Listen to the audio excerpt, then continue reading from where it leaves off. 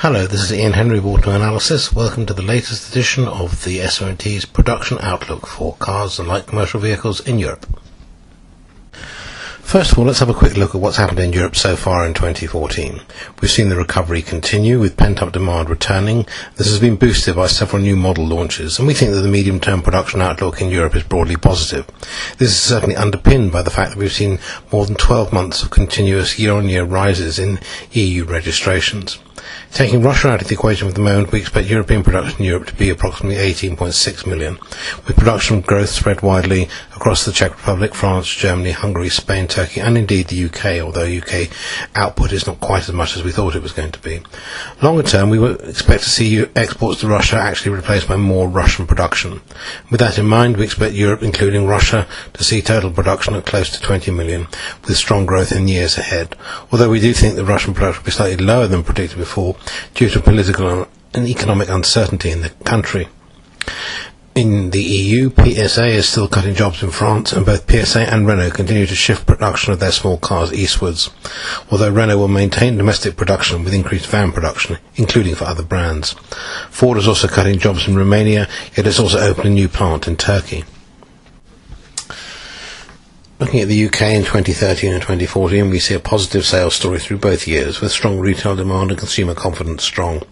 UK production in 2013 was 1.57 million cars and LCVs, a rise of approximately 1.2% over 2012. This was underpinned last year by strong growth at Toyota and at Jaguar Land Rover. In 2014, we see production slightly higher at 1.64 million, although this is actually slightly down on our previous forecast. We reduced our forecast because of the slightly slower than expected ramp-up of production of the new versions of the Mini and the Qashqai. And growth in the UK and production has also been tempered by the slowdown at Honda, where one of the assembly lines has been closed temporarily, and at the end-of-life volumes which are now being experienced by both Astra and Avensis. Looking beyond 2014, we see production, including Russia, reaching 21.6 million in 2016 and over 23.5 million by 2018-19. This is around 500,000 lower than we predicted before. This is because of the general economic uncertainty and the slowdown in the economic recovery. Excluding Russia, core European production is projected at 19.1 million next year, 19.6 million in 2016, 20.6 million in 2017, and 21.2 million in 2018 and 19. Germany will remain the European powerhouse in terms of production, with production approaching 6 million units there. Interestingly, Ford of Germany has retained Fiesta production. There have been some thought this would go to Romania. We also expect more Audi Q models and indeed several more Mercedes models to be made in Germany. Mercedes actually announced it intends to introduce 12 new models by 2020, all of which have no previous antecedents. This would imply a number of new models are likely to be made by Mercedes in Germany, possibly also in Hungary. UK car production now exceeds that of France, although France produces many more vans than the UK. This is a pattern that we expect will continue. It's also important to note the importance of the vehicle manufacturers' factories in Spain, and with the recent investment there, we think Spain is likely to remain the second-ranked European production country after Germany in the medium term, with production likely to exceed 2.4 million vehicles a year. This chart shows European production by country from 2010 to 2019, including Russia. The detailed figures behind this are available, of course, in the full production outlook report, which is available from the SMMT. This slide shows the production outlook excluding Russia across Europe from 2010 to 2019 and shows a slightly shallower increase through the period. It's less spectacular than the figures including Russia, inevitably, but it's important to note that a large part of the growth here in Europe will be underpinned by strong premium brand and value brand production, including exports of both types of vehicles beyond the EU.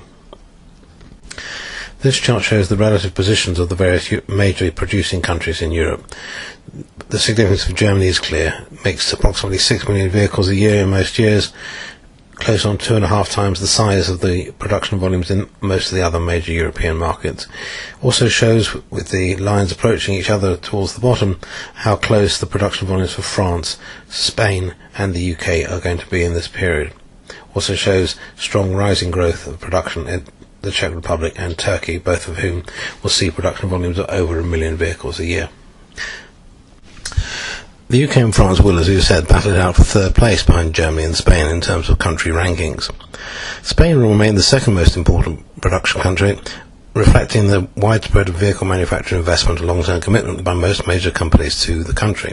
Ford, GM, PSA, Renault, Nissan and Volkswagen have all increased investment in Spain in the last couple of years, and the country has set itself an ambitious national objective to reach 3 million vehicles a year. The UK and France will fluctuate in terms of their rankings depending on overall production and the model timings for Jaguar and Land Rover in particular, and the degree to which Renault and PSA can actually meet the production targets set for France by these companies' labour agreements. This is especially important given the eastward shift to small car production by both French companies. In Turkey, production will rise above 1.4 million on a sustained basis, reflecting expansion at Tofaş, the concentration of Ford van production in Turkey, and indeed the addition of a new model at Toyota. Czech production will also remain over 1.4 million. We expect Slovakian production to exceed 1 million. And even in Italy, we may actually approach 1 million vehicles a year, once again on the back of hopefully rising Alfa, LCV and small sports utility production. Looking at the UK, we need to ask the question, will the UK actually hit the projected 2 million units a year? Well, we think that the potential remains for this target to be achieved, but the slowdown at Honda and the allocation of the third model to Toyota Turkey rather than the UK do cause some concern. And for the UK to hit the 2 million target, the country needs Nissan to maintain current production and indeed Mini to achieve full utilisation at Oxford, the Astra to be a success when it comes on to production from 2015, and for JLR to continue growing, increasing UK production ahead of any further international expansion. If this all happens, and indeed if another economic collapse is averted, then we think the 2 million target remains achievable and indeed realistic. And this will in turn generate substantial opportunities for suppliers, and this is perhaps the most important point. What are the implications of rising UK production in terms of opportunities for UK suppliers? Well, we think there are significant potential opportunities for UK suppliers to win new business with the car companies in this country. Indeed, a recent BIS report has highlighted a further 2 billion worth of annual sourcing opportunities for UK suppliers. This is on top of the 3 billion that was identified a few years back. Indeed, when the Discovery Sports started production in October this year, this was accompanied by the announcement of 3.5 billion of business to 55 UK suppliers, new business, over the life of the contract for that model. And similar awards are expected to be announced next year when the Jaguar XE starts production, and the expansion of engine production at Ford also offers major potential for the suppliers there. Evidence of recent investment by suppliers comes from major Tier 1s, for example Lear, TRW, Tenneco, Getrag, Borg Warner and Cosworth are just some of the major names who have made recent UK investments. We think further opportunities remain at JLR and indeed at Vauxhall and indeed the smaller manufacturers, Bentley, Rolls-Royce, Aston Martin for example. And supporting UK investment is the Automotive Investment Organisation, part of UKTI, which has already secured around 80 automotive projects in its first year of operation, creating or securing more than 5,000 jobs in the UK, with many more to follow. All in all, a very positive outlook. Thank you for listening. This is Ian Henry of Auto Analysis. It's been my pleasure to deliver the SMMT's production outlook throughout 2014. I look forward to speaking to you in 2015, and if I don't speak to you before, happy Christmas and all the best for the new year. Goodbye.